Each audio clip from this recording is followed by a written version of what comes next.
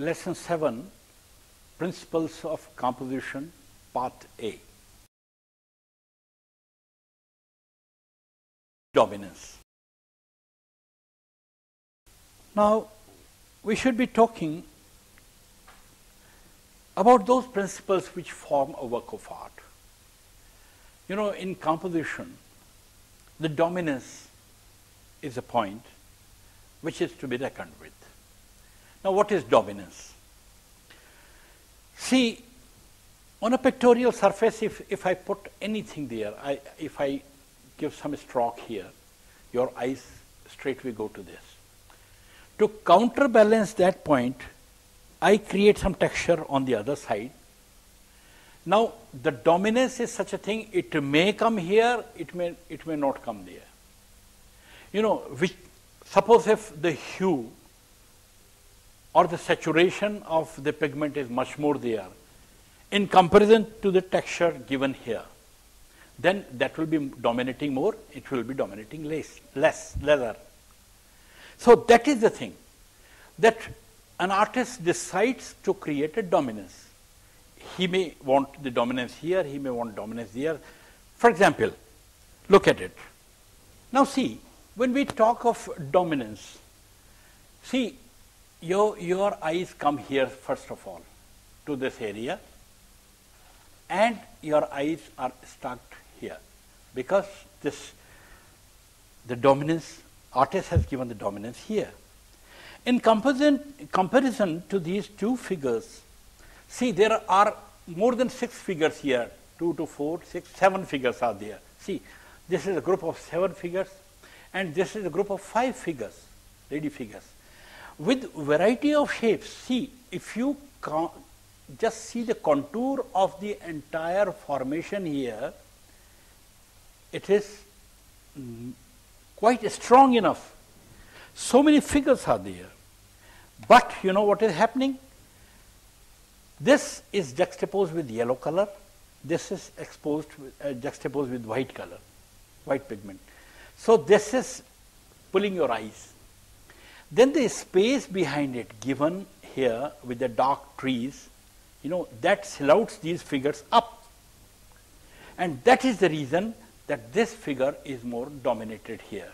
After this dominance, you look at here, look at here, look at here, and look at here, and in the last you look here. Though this form is bigger than this group, but you look here at the end, because there is a negative color, black and white, in comparison to these colors, where gold has been used, red has been used, green has been used. So, see, I believe you have understood how the artist creates a dominance. Now, this picture is almost bilateral. See, you can divide it from here to like this. It is bilateral. So, this is a bilateral composition where the dominance is created parallelly here and there, though there are differences in the shapes here. Here is a group, here is a group, but the outer contours are different. Here, outer contours are different. Similarly, here, you see differences there. But in measure, it is a bilateral composition. But you have understood how the dominance is being created. Now, this figure could have been kept even here. But then artists would have used much stronger pigments to counter these forms and this form. So that is the way how you create a dominance. Similarly, we jump to this abstract painting. Now see, this is another example of painting, which is an abstract painting, or you may call it non-figurative painting. In this painting, you know, your eyes reach to this form. First of all, the moment you look at the picture, your eyes come to this form. And after this, it comes to your red strokes. If you count the saturation of color or the pigment used here, the black color is much more here in comparison to the amount of red color used here. Red color is too less. The black pigment is too much here. still your eyes go to red color.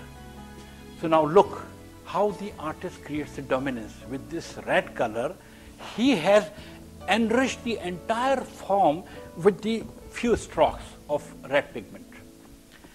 Now after this, the artist wants your attention to this area. See, this is space. In this you have this form. And this form has been supported by the texture on either sides of this form. These textures have been created by some chemical or by some solvent. So this is the way how the artist wants your eyes to come here. In the earlier picture, the dominance was in the center. It was a bilateral picture. Here the dominance is on the right side of the vertical surface area. In this surface area, your eyes are not in the center. That is off to the center on the right side.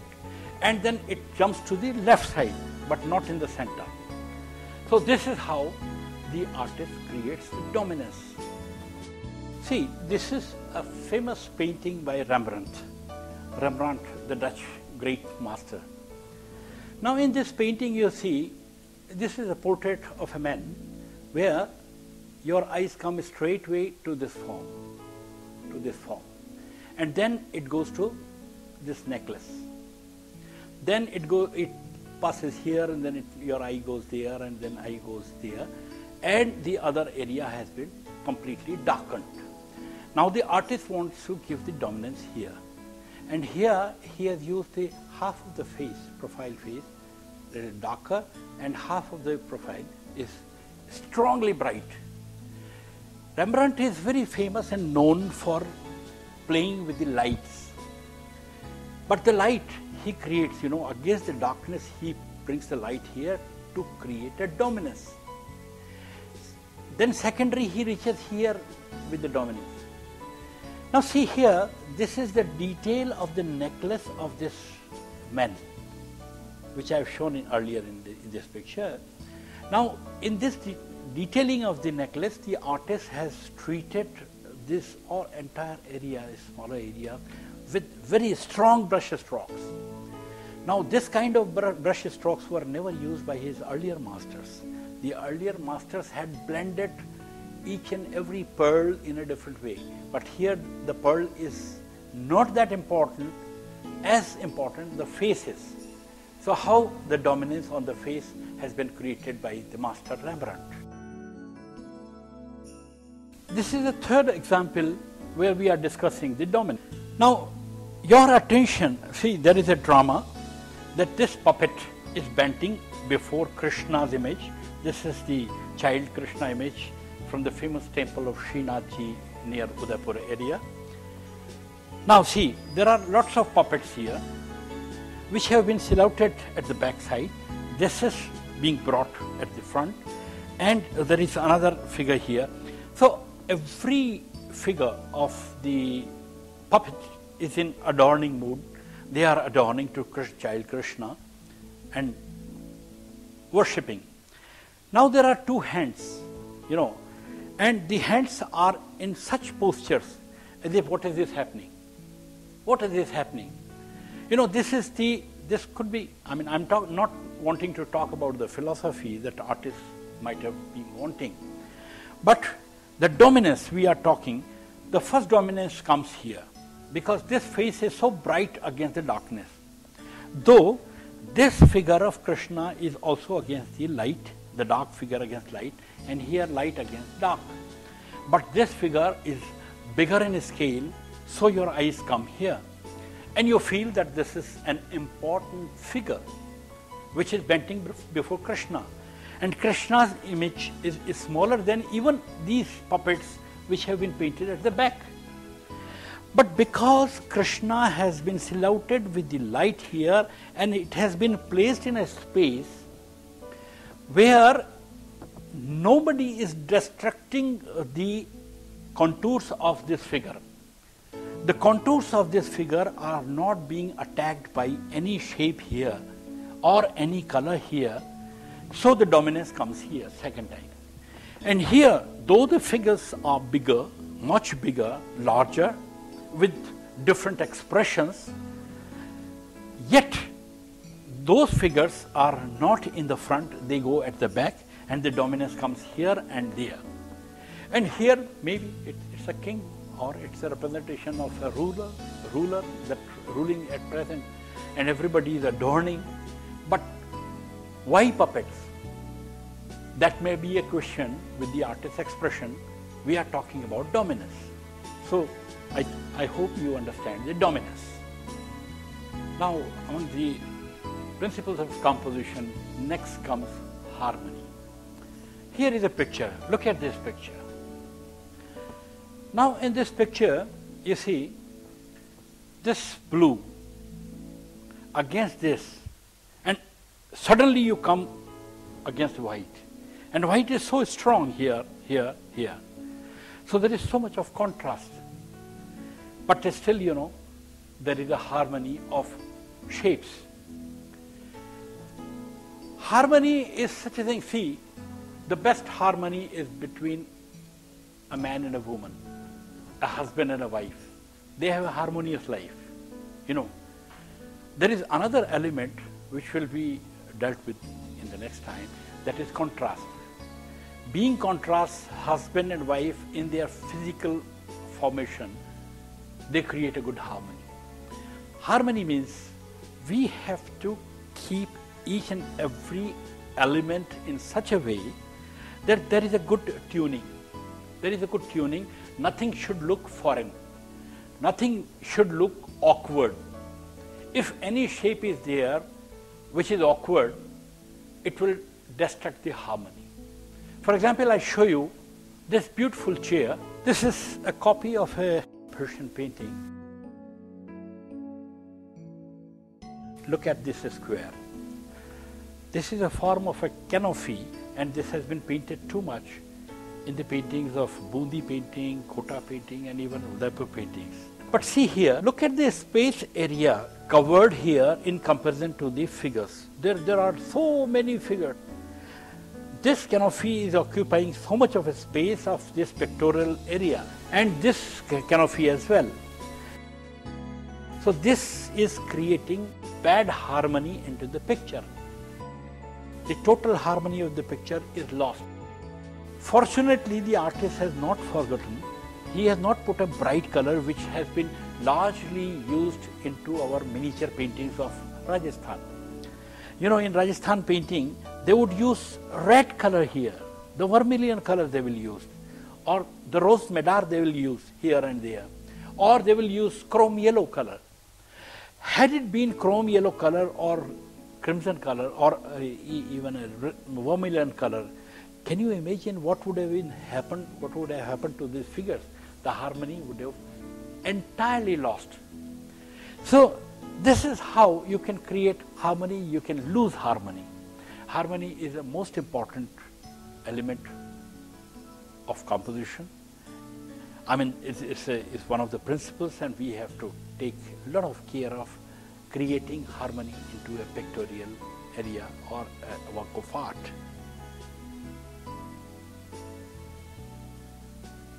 The next principle of composition is rhythm. Any form created in a work of art or in a space should have a rhythm. Your eye travels from one point to the other, one figure to the other figure, or one shape to the other figure. Even the textures, the application of colors, your use of lines, your creating the shapes, everything, whatever you have placed on a pictorial space, it creates a rhythm of its own.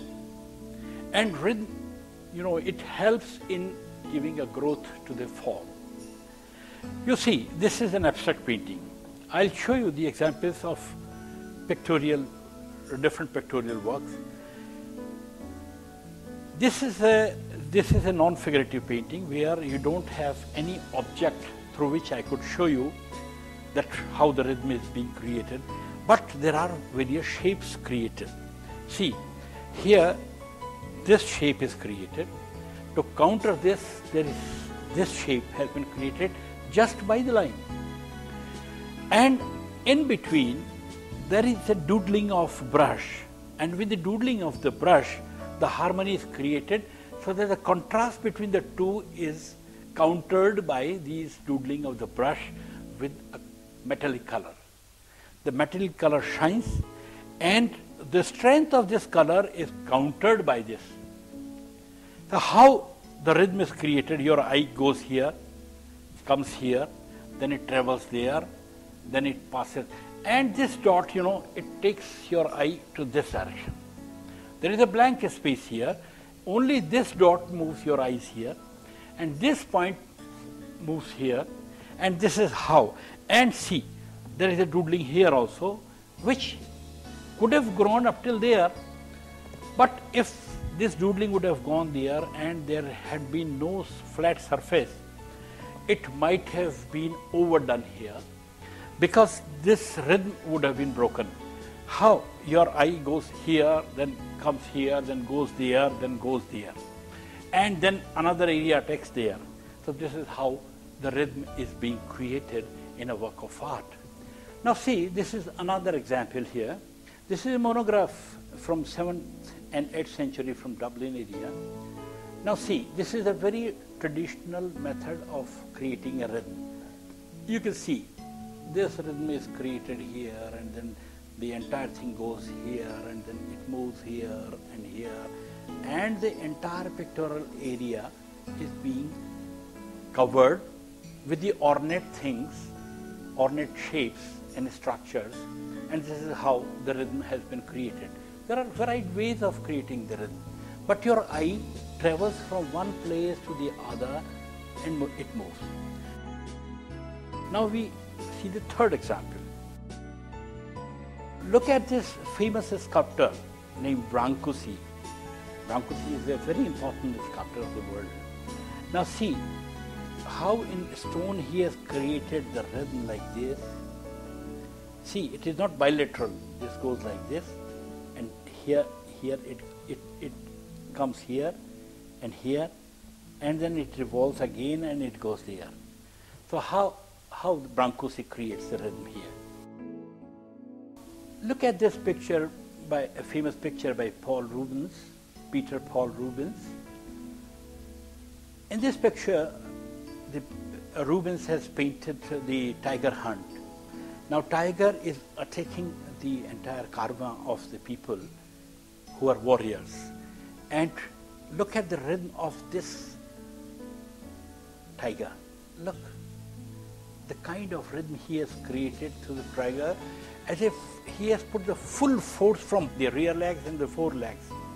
And the way horse is jumping upwards, diagonally, and here another figure is putting his hands and he is tearing off the mouth of a lion. One more example is there. Now here the artist has created through light. It is just a play of light. The throb lights are there, and artist has created this kind of imagery here. It is only through the light. When the lights are off, it is not visible. But look at the rhythm, the green penetrating into pink color and the yellow penetrating, converting into green, and how the mauve is converting into the rose madar color. So the colors have been intermingled and it creates a beautiful rhythm all over. And this is the rhythm which gives the complete support to a work of art, and we say that it's a beautiful composition.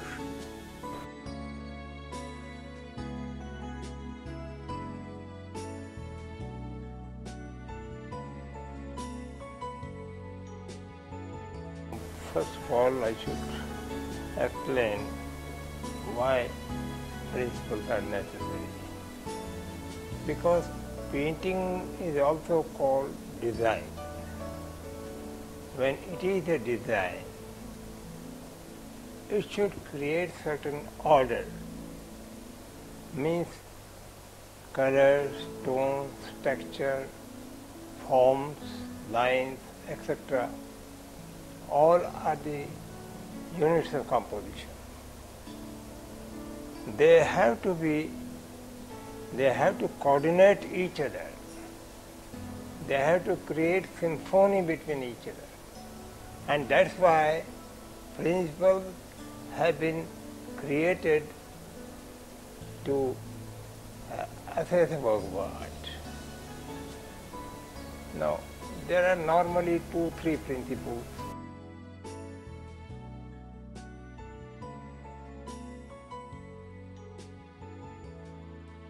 You see, dominance means if you want to, suppose there is one hero in a work of art, you have to put all the efforts to divert the eyes of viewers on that hero. So if you want to focus the viewer on certain point, you have to apply all devices to divert the eyes of an looker at one particular point. You can apply texture, you can apply heavy colors, you can apply all the means texture, or creating a dominating light or something like that. So principles are very useful to understand or to make a work of art in certain order, in certain particular right order.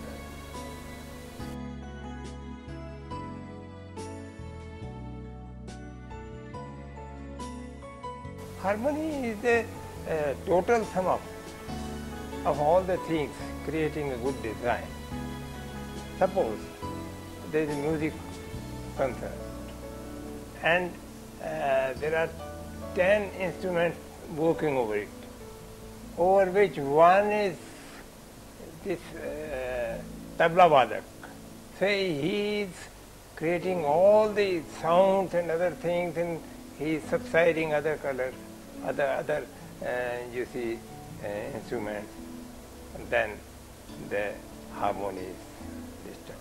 So harmony means coordination of all the units. It is the coordination of balance, rhythm, proportion, etc.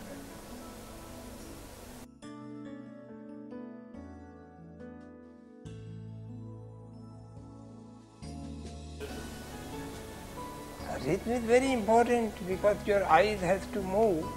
Eyes have to move according to the form, according to the lines, according to the tones and texture. Harmony, if one picture is giving weight on one side, that is lost. Harmony is the total sum of a work of art. Harmony is the coordination of all the elements into a work of art.